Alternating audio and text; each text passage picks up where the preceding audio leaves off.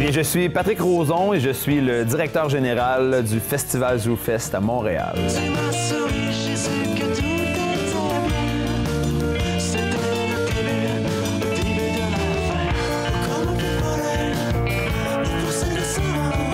À la base, je suis un artiste. En fait, je suis un metteur en scène réalisateur. Donc, j'ai réalisé beaucoup de courts-métrages, des capsules, des pubs, le web. Puis, j'ai également fait beaucoup de mise en scène, tant au niveau de Juste pour rire dans la rue, tant le Terra Carnaval, tant des mises en scène de chanteurs, d'humoristes, des mises en scène de spectacles à grand déploiement, comme des petits musiciens seuls avec un banc. Donc, je suis vraiment un metteur en scène réalisateur. Puis gestionnaire également, étant donné que maintenant je suis directeur général du ZooFest, mais la partie artistique aide beaucoup. Donc au fait que de comprendre le concept du ZooFest, qui est un festival de découverte, mais à tous les niveaux. Donc ça m'a aidé le fait d'être metteur en scène de tout, donc de musique, de cirque, de grands spectacles, parce que ce qui est intéressant, c'est que le ZooFest, c'est ça aussi. C'est de l'humour, c'est du cabaret, c'est du cirque, c'est du théâtre, c'est un peu de tout. Et donc, de diriger ce festival-là, bien, c'est toutes les forces que j'ai, toutes les qualités que j'ai, que je peux mettre à profit avec une équipe, puis de bâtir le meilleur festival possible. Chaque histoire a son commencement. Chaque grand artiste doit faire ses preuves, établir un premier contact avec son public. Assister au premier balbutiement d'un créateur, c'est un privilège. Voir les mots d'une nouvelle plume se coucher sur une page blanche, être témoin des premiers pas faits sur les planches d'une scène qui craque, entendre une voix toute neuve scander sa vision du monde dans un micro, c'est avoir accès à la naissance d'un artiste. Et moi, c'est ce que j'ai choisi de faire dans la vie.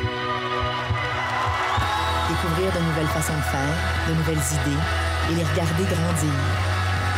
Mais pour avoir la chance de les voir briser la glace courageusement, pour vivre leurs bons et leurs mauvais coups, pour m'inspirer de leur fraîcheur, de leur énergie de performeurs qui tentent de se tailler une place dans le monde du spectacle, qui luttent pour se frayer un chemin sur l'autoroute du show business, ça prend une porte d'entrée. Quelqu'un, quelque part, qui leur donne une première chance.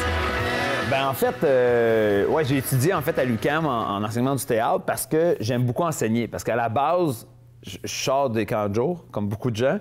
Puis tu sais, je m'appelais Gogun, tu sais. Fait que c'était comme l'animateur Gogun qui est là, tout le monde ensemble. Fait que c'était vraiment le fun. Puis j'ai aimé ce espèce de moment que tu as avec les jeunes, puis de leur apprendre des choses. Fait qu'en allant en enseignement, j'ai étudié en cinéma au cégep. Après ça, j'étais allé en enseignement de l'art dramatique à l'UQAM. Puis je trouvais ça intéressant parce que je trouvais que le cinéma puis le théâtre, c'est vraiment ce qui me passionnait. Puis de l'enseigner, d'un certain point de vue, ça me donnait une espèce de coussin financier qui me permet de dire, ben, tu sais, je veux quand même réussir à pas juste manger du craft dinner.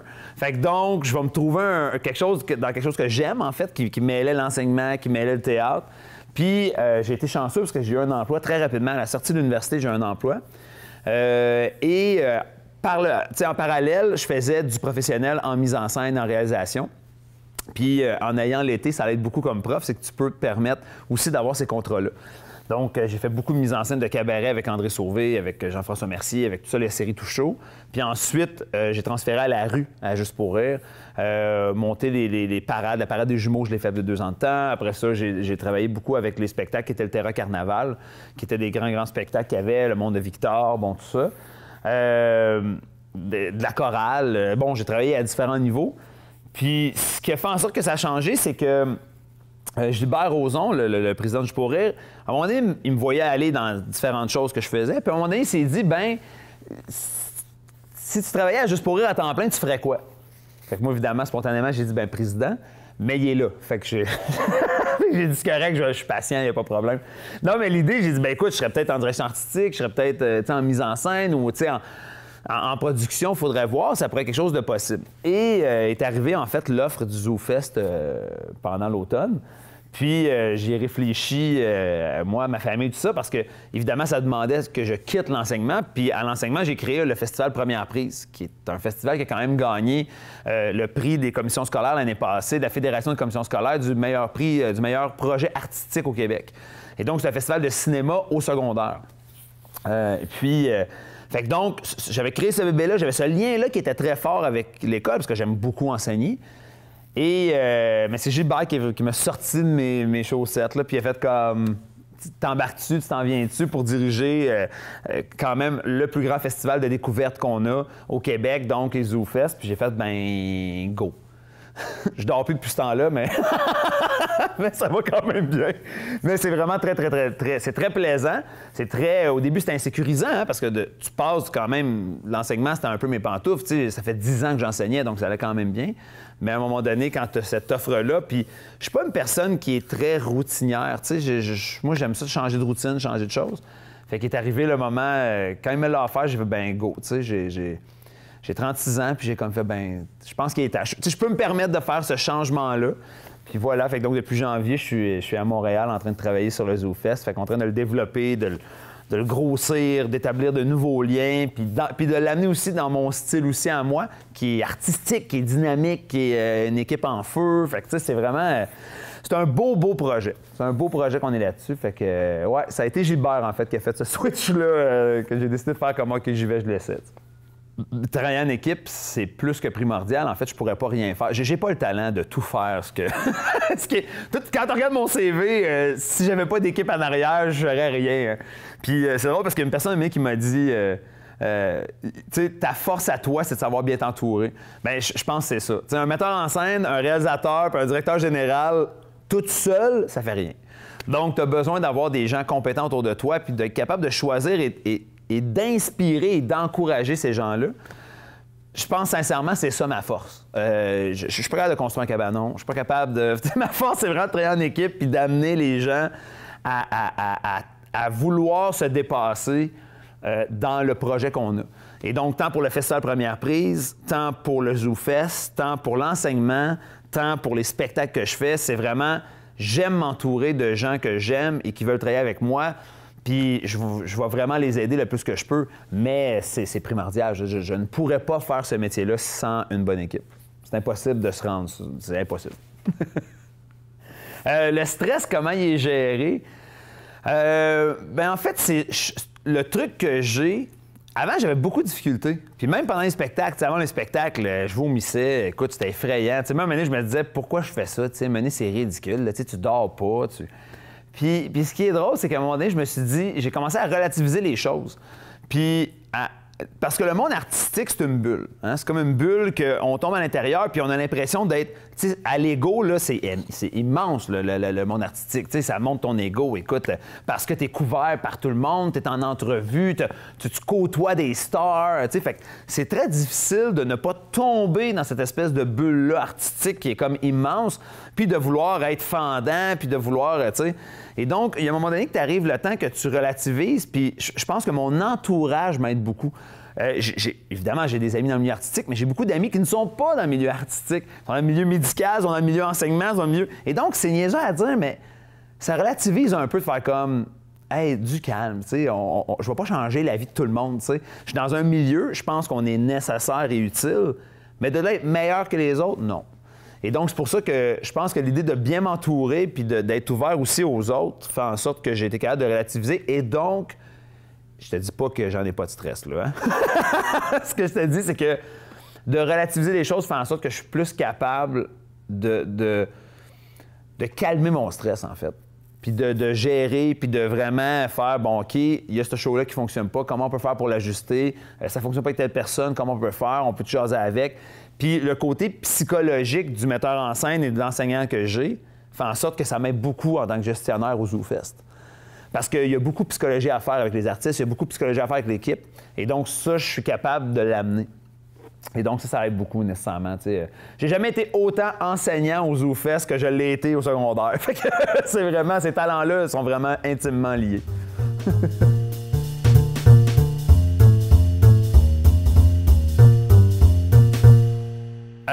Moi, je suis un fan de Steven Spielberg. Moi, Steven Spielberg, c'est mon inspiration totale. C'est mon wallpaper qui est sur mon ordi. Pour plusieurs raisons, parce que c'est un réalisateur incroyable. Il a une imagination fantastique, mais c'est également un entrepreneur et un gestionnaire qui a parti son propre studio, ses propres compagnies. Pour moi, Steven Spielberg, c'est une personne qui m'a beaucoup influencé. Écoute, j'ai lu sa bio, puis j'ai fait comme, OK, ouais, c'est là que je m'en vais.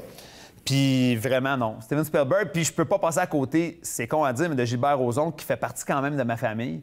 À chaque entrevue, c'est drôle parce que je change qu'est-ce qui est pour moi. Des fois, je suis son fils illégitime, des fois, je suis son cousin, des fois, je suis... Parce qu'il est quand même parti de rien, de Saint-André, du village d'où je viens, et il a créé un empire de l'humour. Je veux dire, à la base, tu peux pas comme... Tu sais, je peux pas faire comme... Ah non. Non, c'est ridicule, ça. Fait que, tu sais, nécessairement, oui, à la base, c'est un idole, mais j'y dis pas, tu sais. Éric Canuel. Éric Canuel, je l'ai invité pour faire une entrevue avec les jeunes de Première Prise, justement. Et parce que, en fait, Éric Canuel, c'est pas tant que c'est devenu un idole, mais beaucoup plus que il a concrétisé ce que moi je pensais. Et j'ai accroché le micro en même temps. Il a concrétisé ce que moi je pensais. Parce que moi, j'ai travaillé beaucoup de gens, puis des gens très connus aussi, puis j'ai trouvé rough, tu sais, avec le monde. J'ai trouvé, tu sais, t'as toujours l'image du metteur en scène chiant qui est comme, puis qui engueule, ou du réalisateur chiant. Mais moi, j'étais pas de même. Tu sais, moi, j'étais un peu, je me considérais pas nonos, là, mais je suis quand même doux et capable de, je peux être rigoureux, mais je suis quand même, tu sais, parlable. Mais puis je me rappelle qu'il y en avait un qui m'avait dit, tu réussiras jamais dans ce milieu-là si tu deviens pas plus rough que ça. C'est naturel, faut que tu sois de même. Puis là, moi, ça m'a confronté, ça. Puis ce qui est drôle, c'est que Éric Canuel, après l'entrevue qu'on avait fait, on est allés manger ensemble. Puis il me parlait de lui, comment il était. Mais il était exactement un peu comme moi j'étais. Il était, non, moi, je trouve ça important de respecter les techniciens, de saluer, ce que moi, je faisais. Puis ça a un peu concrétisé le fait que, OK, tu peux réussir dans ce milieu-là en ayant ta personnalité. Puis ça l'a vraiment aidé. Fait que, tu sais, à ce niveau-là, de moi, de dire comme de m'accepter, en fait, dans le style que j'étais de réalisateur et metteur en scène, tu sais. Fait que, ouais, lui, ça a été une belle rencontre. La trilogie des Dragons de Robert Lepage. Ça, je sais qu'il l'a fait dans les années 80, j'étais trop petit pour le voir. Mais il l'a remonté en 2004-2005 dans le Vieux-Port, puis j'ai eu la chance d'aller le voir. Et j'ai capoté, là. Écoute, c'est 6h30 de show. J'étais assis. Écoute, il a fait ça avec 25$. Il y a à peu près rien comme décor, des boîtes de souliers de le kit, et ça dure 6 heures de stock. Et t'embarques dans un univers complètement sauté, et t'embarques, et il n'y a rien, tu sais, il n'y a rien, mais c'est juste bien fait, bien pensé, bien réfléchi. Le génie de Robert Lepage, en fait, j'ai capoté. J'ai fait... en théâtre, Robert Lepage, c'est mon Steven Spielberg au cinéma. Je veux dire, c'est incroyable ce qu'il a de faire avec l'imagination de prendre une chaise et de la transformer en gun et que tu comprends tout après ça. Et non, Trilogie des Dragons, ça m'a complètement jeté à terre. Et après ça, j'ai fait comme... Le lendemain, je pense que j'étais en train de dire « OK, on fait un autre show de théâtre. OK, let's go, on fait ça. » Et ça m'a motivé à faire d'autres choses. Fait que, ouais. Les milkshakes. Hey, moi, j'aime ça, des milkshakes, je capote là-dessus. Mais à un moment donné, j'ai pris ben trop de poids que là, j'ai fait OK, il faut que je réduise les milkshakes. Mais je suis pas... Comme là, je n'en ai pas pris encore, mais la saison a commencé. Là. Hey, je capote ces milkshakes. Je sais pas pourquoi. Les milkshakes aux fraises, particulièrement.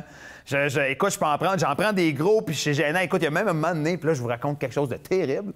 C'est que quand je vais commander des milkshakes, genre au Dairy Queen, n'importe où, des fois, j'en prends 2. Puis, mais... Vu que je suis gêné de dire que c'est pour moi, je dis « Ouais, c'est pour ma sœur. » À chaque fois, ma sœur, elle fait partie de mon excuse pour prendre 2 milkshakes. C'est terrible. À un moment donné, j'ai dit « Ça se peut que tu ailles se placer. » Ils vont dire « Crime, ta sœur, tu manges beaucoup, toi, hein? Tu bois beaucoup de milkshakes. » Non, je trouve ça pas drôle. Fait que moi, les milkshakes, c'est un plaisir terrible. Puis voilà, fait que c'est vraiment très drôle. Dans ce milieu-là, ouais, je trouve ça drôle, les milkshakes.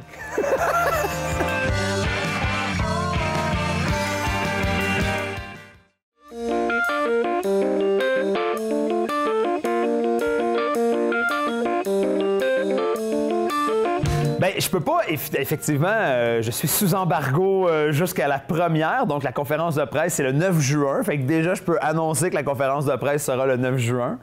Mais évidemment, ce qui va être intéressant cette année, c'est qu'on a beaucoup de spectacles. On a au-dessus de 150 spectacles bilingues. On a des spectacles internationaux, des super artistes qui s'en viennent. On va avoir une présence en rue un peu plus grande qu'ils n'ont jamais eu encore à ZooFest. Donc, on va avoir une autre ambiance. On va créer notre garden interactif. Donc, ça va être vraiment très, très, très le fun. Un espace vraiment cool, ZooFest. On a 9 salles, 150 spectacles et 24 jours de festivités. Et donc, on va s'éclater complètement cette année. C'est la 7e édition, puis ça va être complètement éclaté. On a déjà, ce qui est intéressant, c'est qu'on a mis sur le marché une nouvelle passe qui s'appelle la Silver Pass, qui donne accès à tous les spectacles pour 74,99, mais tu peux réserver 24 heures d'avance. Et là, on l'a mis en marché il y a 2 semaines et c'est un peu la folie. Là, c'est comme tout le monde est sur cette passe-là, fait que c'est vraiment incroyable. On a toujours la Zoo Pass et la Gold Pass, mais c'est vraiment le fun. Il y a vraiment un enthousiasme qui est là. Les gens aiment le Zoo Fest. Fait que donc, moi, mon travail, c'est pas de le faire aimer, c'est de l'améliorer, de le grandir et de faire en sorte que ce festival-là vienne toucher les gens un peu partout, mais pas juste à Montréal, mais également en région. Donc, de l'établir un peu ailleurs. Fait que donc, fait que ça va être vraiment génial. Ouais, les productions Erutan, en fait, ce qui est amusant de cette compagnie-là, c'est que ça date du cégep. Parce que quand on a fait... Ce qui est amusant, en fait, c'est que moi, j'ai toujours défoncé des portes, OK? J'ai jamais eu... ça n'a jamais été facile.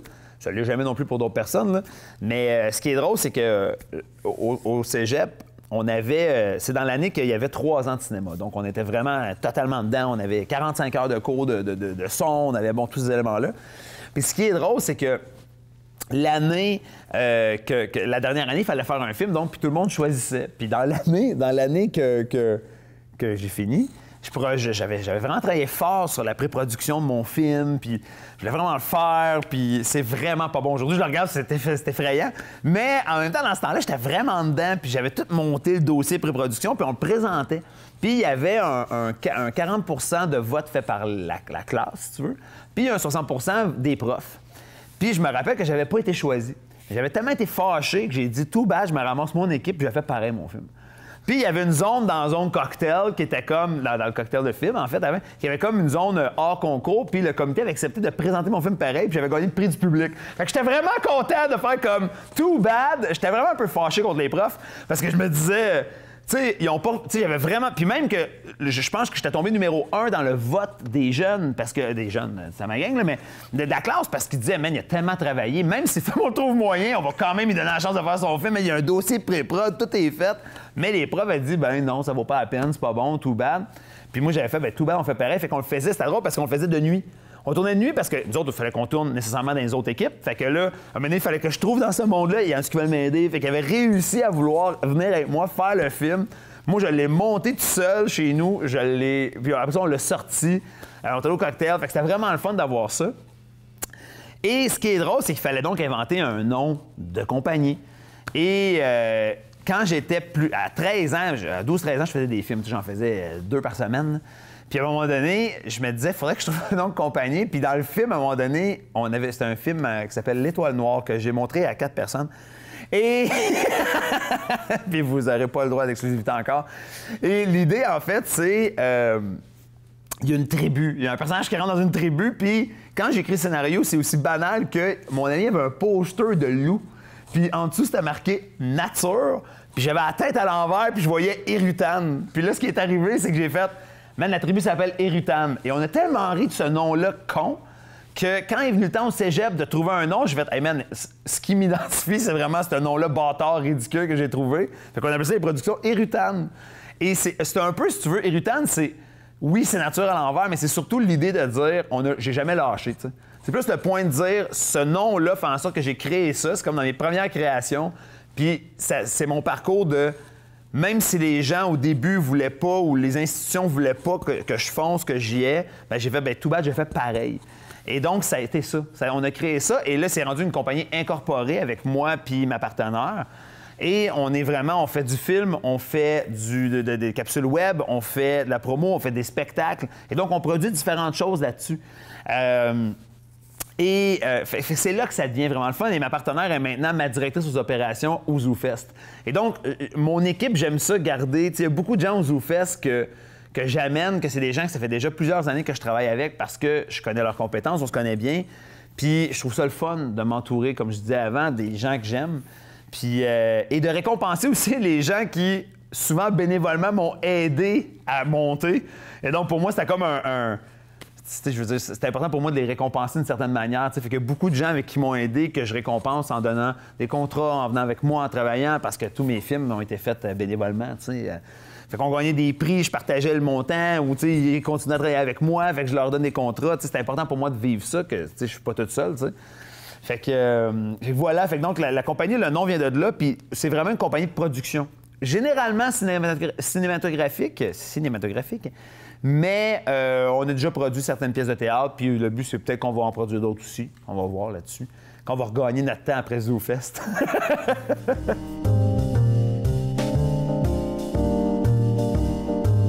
Pour la minute impertinente, j'ai décidé de vous parler de ma deuxième passion, qui est le football américain. Je suis un fan fini de football américain, mais pas juste de football. Mon équipe, c'est les Bills de Buffalo. Mais quand je dis fan fini, c'est que c'est très drôle parce que dans le milieu artistique, des fois, le sport est comme pas très, tu sais, on n'en parle pas beaucoup. Mais moi, je capote. J'écoute toutes les games. À chaque année, je vais à Buffalo pour aller voir les Bills. Ma famille, mon enfant, ma blonde puis moi, on a des chandails des Bills. J'ai un portefeuille des Bills. J'ai un lanière des Bills. J'ai toutes des Bills chez nous. J'ai une lampe, j'ai toutes. Je suis un fan fini, puis au début, j'étais gêné, tu sais, parce que dans le milieu artistique, tu fais comme, OK, mais c'est quoi ça? C'est un signe des Bills de football, tu sais? Fait que là, mais ouais, mais. Puis là, aujourd'hui, je m'assume totalement, je suis vraiment fier. Écoute, je paye, je sors, puis j'ai un portefeuille des Bills de Buffalo. Donc, le football américain puis les Bills de Buffalo, c'est ma deuxième vie. Je serais coach, en fait. Je capoterais pour coacher les Bills puis les acheter, en fait. Je capote sur ça. Voilà. En fait, moi, j'ai fait, donc oui, quand j'étais jeune, je faisais beaucoup de films, comme j'ai dit. Et à un moment donné où ça l'a vraiment sorti, j'en faisais à l'université aussi, mais vraiment toujours en parallèle. Donc jamais dans le cadre d'un cours, c'était moi qui écrivais un scénario, je me ramassais une équipe, on tournait, puis je l'envoyais dans un festival. Et à un moment donné, il y a un concours en fait qui s'est fait en région ici, qui s'appelait Jeune cinéaste, ou Jeune cinéaste en herbe, ou Jeune cinéaste. Puis, bon, il y avait un montant, je pense qu'il donnait 500$, mais il y avait quand même plusieurs prix. Et le concept, c'est qu'il fallait qu'on tourne un film, il fallait poser un scénario. Et si on était choisi, il fallait tourner. Il nous donnait le lieu, en fait, où tourner. Ou la ville, en fait, c'est plus une ville. Puis le but, c'était de découvrir un peu Soulanges, puis tout ça, tu sais, Vaudreuil-Soulanges, puis tout ça. Puis j'avais participé, puis j'avais été choisi avec un court-métrage qui s'appelait Hasard. Et j'avais Saint-Louis-Gonzague. Saint-Louis-Gonzague, où il n'y a pas beau. C'est bien, c'est beau, mais il y a beaucoup de gens. Hein, et donc, j'avais écrit un film donc, où la fille vit. En fait, la fille, c'est aussi simple que. Moi, j'aime bien ça, des petits problèmes de la vie qu'on élargit, qu'il faut qu'elle achète du lait parce que son enfant, il n'y a plus de lait. Fait qu'il faut qu'elle achète du lait, mais elle va vivre plein de difficultés intenses à ce niveau-là. Et donc, j'avais. Tourné ça là et on avait gagné le prix du public. Moi, le prix du public, ça, je l'ai souvent. J'ai jamais de prix de jury, j'ai jamais de prix de... Mais le prix du public, ça marche. Fait que, tu sais, au début, je le prenais mal, tu sais. Au début, je me disais, coudonc, tu sais, je suis content, le public, tu sais, mais tu sais, le jury, tu sais, mettons, meilleure direction photo, tu sais. À un moment donné, j'étais là, mon Dieu, ça marche pas, tu sais. Mais tout le monde me disait, ouais, mais t'as pris du public. Tu sais, le monde dans la salle aime ça, tu sais. Fait qu'à un moment donné, je l'ai comme pris, tu sais, je vais voir, OK. Et l'année d'après, il y avait encore concours, puis j'avais proposé un film qui s'appelait 3h33 et que j'ai encore réussi à avoir. Fait qu'on l'a tourné et là, on a gagné comme... Il y avait 9 prix, je pense qu'on a gagné 5 ou 6 prix sur 9. Mais pas meilleur film. On a gagné le prix du public, meilleur... Toute la technique, on l'avait gagné, meilleur montage, réalisation, mais pas le prix du... J'ai jamais gagné le prix du meilleur film. Et ça a marché vraiment fort parce que 333, on l'a envoyé à Fantasia, on l'a envoyé ailleurs. Et là, il a gagné à Regard au Saguenay. Il a gagné plusieurs prix. Et on était vraiment contents, puis c'était vraiment le fun. Et ça m'a ouvert beaucoup de portes aussi à faire des capsules, des bands qui m'appelaient pour faire des clips, etc. Et est arrivé un moment donné que le monde, c'est drôle parce qu'on avait créé un blog pour 3h33, une espèce de site web. Et beaucoup de gens écrivaient en nous disant genre... va-t-on avoir une suite, va-t-on une... Parce que ça finissait pas le film. C'est ça qui était le fun, c'est qu'il y a comme un concept, bon, tout le monde tourne autour tout tourne autour d'un même moment, tu sais, 3h33, donc.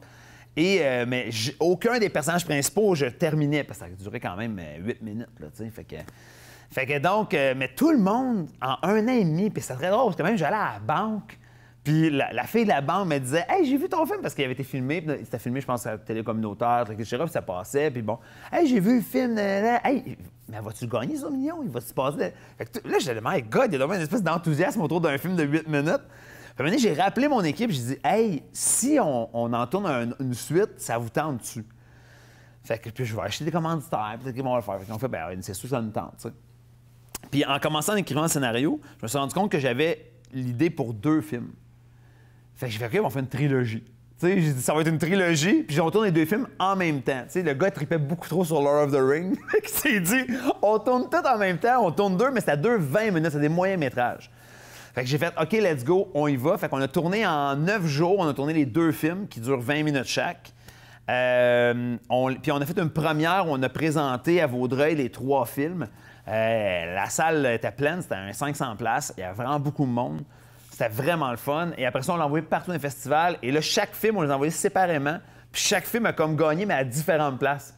Mais des fois, puisqu'à Fantasia, les 2 étaient en même nomination, dans la même catégorie. Ça, c'est gênant. Ça, je l'ai vécu pour la première fois parce que tu es dans la salle, il y a 5 films en nomination. Puis sur les 5, tu en as 2 que c'est les tiens. Fait que c'est comme très gênant de faire comme... T'es assis dans la salle, t'es comme... Alors, ils font monter sur le stage, puis tu parles, puis après ça, t'attends, là, il y a un autre film, et on va ramener Patrick Rosan. Et là, t'es comme... OK, ouais. Fait il y en a un qui a gagné le prix là-dedans. Mais je trouve ça très drôle, tu sais, puis... Fait que là, après ça a vraiment débloqué. Mais pas juste au niveau du cinéma, au niveau de la mise en scène. C'est que là, après ça a commencé à rouler beaucoup en termes cinématographiques. Puis par le fait même, les gens me disaient, ben OK, t'es capable de réaliser, puis tu mettre en scène ça. Fait que là, il y a des capsules pour des magiciens. Fait que là, ça a vraiment été... Fait que non, ça a été vraiment un gros plaisir là-dessus de réaliser. Puis la mise en scène aussi, ça a débloqué beaucoup. Puis à un moment donné, la mise en scène a pris plus de place que la réalisation. Pas à cause des contrats, à cause des offres que j'avais. Ils disaient comme, hey, veux-tu faire ça? Fait que c'est pour ça que, vu que la réalisation a pris un peu le côté, parce que j'avais beaucoup de contrats de mise en scène qui roulaient, c'est là que j'ai eu l'idée de dire, bien, OK, je vais créer un festival de cinéma parce que je voulais quand même enseigner le cinéma aussi aux jeunes puis de donner cette passion-là que j'ai beaucoup. Lia, Étienne, Anthony, Milan, j'ai une mission pour vous. Qu'est-ce qui se passe, maître? Vous devrez vous rendre à l'école secondaire de la Cité des Jeunes. Le festival Première Prise est encore en danger. D'ici quelques jours, il sera aboli. Votre mission, que vous n'avez pas le choix d'accepter, et de vous rendre dans le bureau du directeur afin d'y trouver les documents et de sauver le festival. Première prise? Le festival de cinéma? Je vais vraiment y participer l'année prochaine. Fait que donc, et là est arrivé le Festival Première Prise où des gens de l'industrie connus viennent évaluer les 8 films en compétition. Puis là, aujourd'hui, on a des films de partout au Québec qui viennent. Et c'est un gala et t'as vraiment tout... T'as le gala et t'as toute l'énergie, en fait, des jeunes de partout au Québec. T'as un film du Québec, un film de Magog, un film de Montréal, un film de Vaudreuil, un film qui sont en compétition. Puis t'as genre... Tu peux avoir Pods qui est là, tu peux avoir Maxime Rémillard de V, tu peux avoir tout le monde de l'industrie. Fanny Mallette est venue, tu sais, puis qui évalue et qui donne des prix à la fin. Puis il y a une rencontre ensuite entre les jeunes et les artistes, puis qui donnent leurs commentaires sur le film. Qu'est-ce qui est amélioré, qu'est-ce qui est mieux. Fait que, tu sais, j'ai comme mêlé la pédagogie, mon plaisir du cinéma, puis j'ai créé le festival, tu sais. Et ça roule encore aujourd'hui, tu sais. Fait que c'est vraiment... Puis là, maintenant, on va avoir des films de France qui vont venir, on a des films de... Tu sais, on accueille des gens de partout. Fait que c'est vraiment un festival secondaire de cinéma que je veux grossir, tu sais. Puis quand j'étais allé au ZooFest, je voulais pas l'oublier. Tu sais, même que j'étais plus dans l'enseignement. Fait que je l'ai gardé. Je l'ai gardé encore, mais j'ai une équipe complètement d'organisateurs jeunes qui font ça. Et c'est très drôle parce qu'au ZooFest, maintenant, j'ai des jeunes que j'engage qui finissent l'université, mais qui étaient dans ma première édition. Mais c'est moi qui les ai formés dans l'organisation d'événements, parce que le ZooFest, c'est un peu ça aussi. Et c'est drôle parce que là, je les engage au ZooFest. Fait qu'il y a comme une espèce de roue qui tourne ils ont appris à Première Prise, ils ont fait l'université en organisation d'événements, en stratégie de production, et là, je les engage au ZooFest. Fait que c'est comme... C'est un peu ça, tu sais. Première Prise est une manne à formation, pas tant au niveau pas juste au cinéma, au niveau du cinéma, mais au niveau aussi de l'organisation d'événements, parce que j'ai une équipe de 35 jeunes qui apprennent à faire les décors, les costumes, le gala. J'ai des animateurs, j'ai des writers, des auteurs qui écrivent les textes, parce que c'est vraiment une soirée. C'est un gala où tu as des capsules live d'humour. Fait que c'est vraiment... c'est 85 jeunes qui travaillent là-dessus non-stop à chaque année, tu sais, puis qui apprennent à comment roule l'organisation d'événements, un gros événement comme ça, les commandites. Et il y a une équipe aussi qui font des films et qui espèrent être dans sélection. Fait que c'est vraiment un beau festival, tu sais. Fait que j'ai comme continué ma passion de cinéma à travers les jeunes à ce niveau-là aussi.